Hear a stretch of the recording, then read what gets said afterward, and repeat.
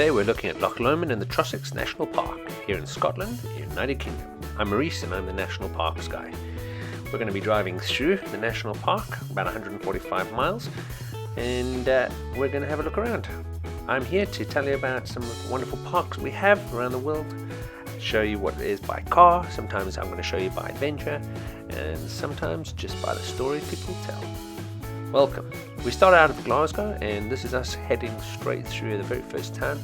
So we go through Milton after we pass over the Erskine Bridge, really high bridge. Some interesting facts then about the national park. It's 720 square miles, roughly about 1,800 or so square kilometers, and is fantastically beautiful. I've been waiting for a beautiful day like we have here today, and went out for this drive, went to do a full circuit of the national park, so I think you'll find it looks pretty good. This is us starting then. As we head off into the actual national park, you can see that there's traffic on the road. There is a main road going up to the Highlands here. In the distance with the white cap, that's Ben Lomond, it's a Munro, and it's pretty easy to climb, beautiful from up there as well. You can see quite a few of the peaks. And that's our very first taster of what we could experience in the national park. If you want to get round today, it's just a matter of going through the other side, and we'll come back down there later on, as you'll notice. As we head on down the road, we'll come up to another place that we can pull over and have a look, and at this particular place you can even get cruises. Yep, Loch Lomond is that big, you can go for a cruise on it. It's got some amazing little wee islands and spots that you can go to see.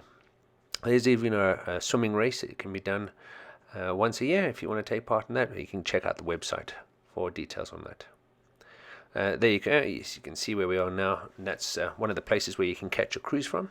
The other side of Ben Lomond, the Munro that we took earlier on, so you can see where we are. As we head out, we go through probably one of the best stretches of road I've been on. This, funnily enough, is a major route to the Highlands, yet it is only just wide enough for 2 trucks to pass, so it makes it rather exciting, and in the wet it is very, very interesting. When we stop here at Inveruglas, it's a visitor centre. You can see that there is also a power station there to get hydro power from by pumping the water up above and then letting it come back down during the day to drive the turbines. You see this beautiful little wee road is following the loch. It's on the right hand side all the way up, and we had some fresh snowfall not too long ago, so it looks gorgeous. As we head on out of this little wee road, we'll come to a small little wee place where we will find a little beautiful waterfall. I think you'll see that the falls of Falloch are going to look pretty spectacular. An artist was commissioned to do the walkway as well, so I think you'll enjoy the way it looks. If you do pop in to have a look, you get to have a look straight over the waterfall.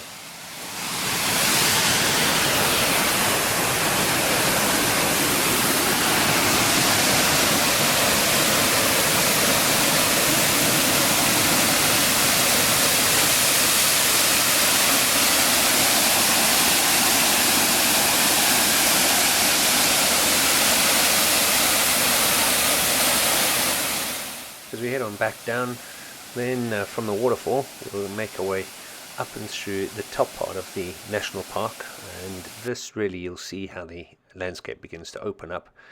The road becomes a little bit wider as well because it's no longer being trapped by the Loch Lomond, and you'll even see that the scenery becomes so much grander. The mountains just are so huge as you come around the corner and you have a look. I went right up to the top part, just past Tindrum, and just to go and have a look and try to take some photos after I got there. Very famously, there's the Green Welly stop, which I just passed.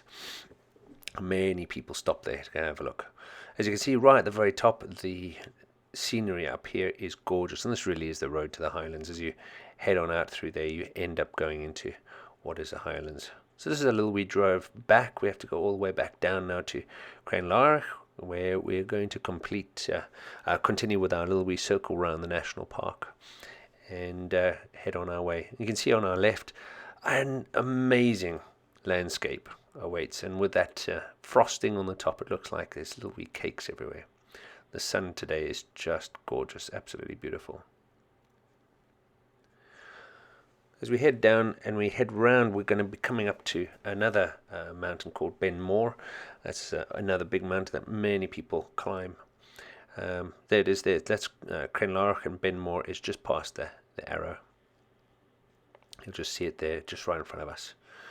And Loch Lomond and the Trossachs really is an absolute adventure ground. There is places for you to go swim, kayak, you can go sailing. There's even a steamboat, which we're going to get round to later on, but the steamboat wasn't there when I arrived, so I can't even show you that, but I'll leave a link in the description for you to go and find it. You can go climbing, hill walking, you can go for a day, you can go camping. It really is a fantastic national park, so much to do and very, very well kept. The rangers really do work pretty well to maintain this landscape and keep it absolutely pristine. You can see from the maps that I keep showing you, though, that there is really only one big major road that goes around the whole park, and that's the one I've been traveling on. This one road obviously holds for us a little bit of a problem. You can't get to the interior too much of the national park unless you're prepared to put on your walking boots and go for a wee walk. So bear that in mind. If you want to go and see the national park and all its beauty, be prepared for a bit of a wander around it. The roads are pretty good. Speed limit is okay to get round as well. No major issues there. Like I said, it is only a small road though, and there's lots of traffic from time to time, so you get to see it as a little bit of a problem. Now where the arrow is, and we turn right, and we're going to be heading down to go to a Loch Katrine. When we get to Loch Katrine, you normally find a steamboat here, and you can normally head into a little bit more of the park. But today, unfortunately, the road was closed, and there was a bit of a problem. So we had to get down to Loch Katrine. I took a couple of photos and then headed back. You'll see on the right, just where this van turns, there's a beautiful old house. It is actually a hotel now. You can go and stay there, and it's really nestled nicely in and overlooking the loch. This is Loch Katrine, just to the right of that building. You can hire some bicycles, and you can go for a long cycle all the way along Loch Katrine and back again. Right there on the left is normally where the steamer awaits to take people for a wee trip across the water. So we head out, and you can start to see the lights beginning to go.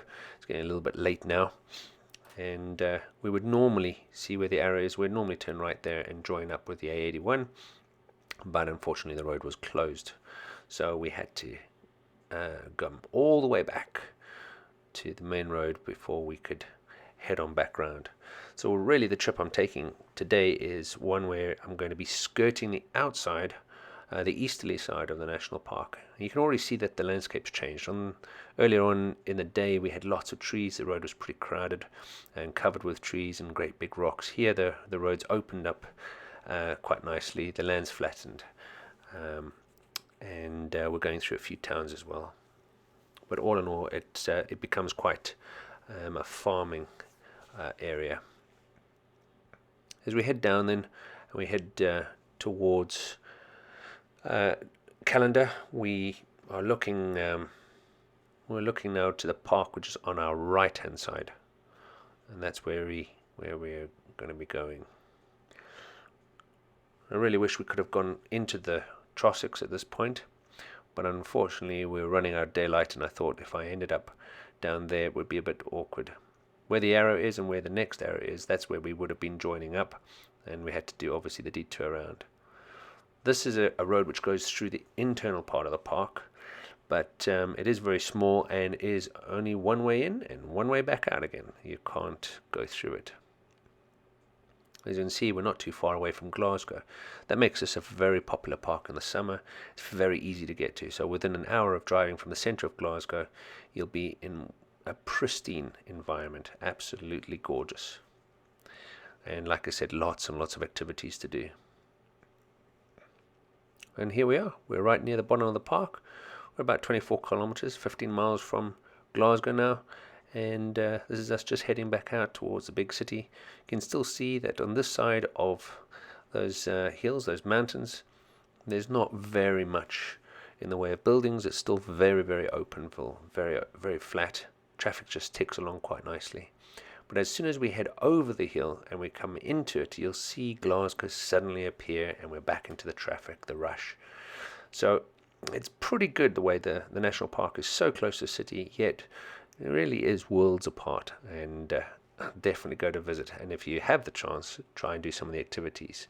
Maybe you could go for join the swim, which I said there'll be a link in the description, and maybe you could go sailing. Maybe you want to go for a hill walk. I've been up Ben Lomond, and like I said, I went up there. It was absolutely gorgeous, and I should really have put some of those photos in here as well. I'll put them up on the website, nationalparksguy.com.